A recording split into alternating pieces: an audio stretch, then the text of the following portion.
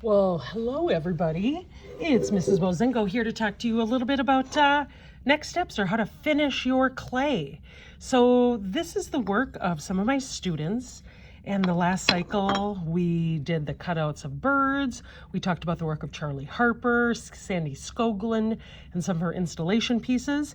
And then with this white earthenware clay, after it came out, we said, let's do a cold finish. A lot of times we as art teachers, right, we think we have to glaze everything that comes out of the kiln, and we don't. There are lots of other different kinds of patinas or finishes that we can put on work, and this is one of them. And I wanted to share what we were working on. So basically, I've got kind of my little setup here. So any work, so we used oil pastels, specifically neon oil pastels, and ones that, if we go over the surface of these, kind of rough and kind of get into all these little itty bitty little spots. After students worked on adding neon oil pastel to their work, here's the next step. I brought out my good old India ink. Now, those of you that have used India ink, they know it's high saturation. It's like pitch black midnight, the most beautiful stuff to use. Now, I have two different brushes that I've been using. I've got a big one and a little one, but let me just show you just ever so briefly.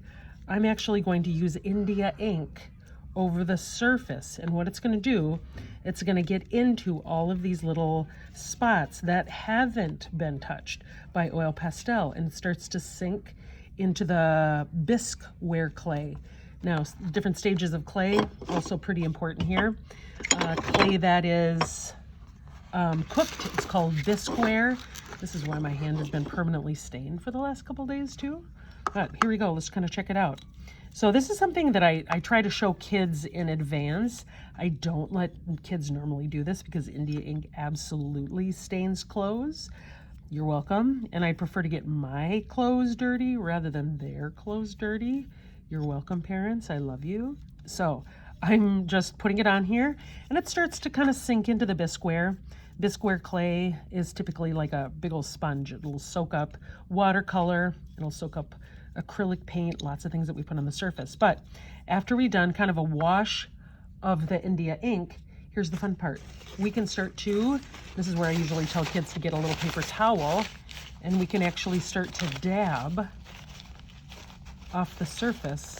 And you can see the areas that are saturated with oil pastel remain, because this is water resistant or kind of liquid resistant.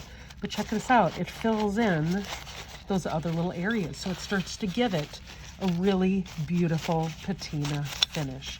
So this is what we're doing for some of our clay work as a cold finish using oil pastels and India ink.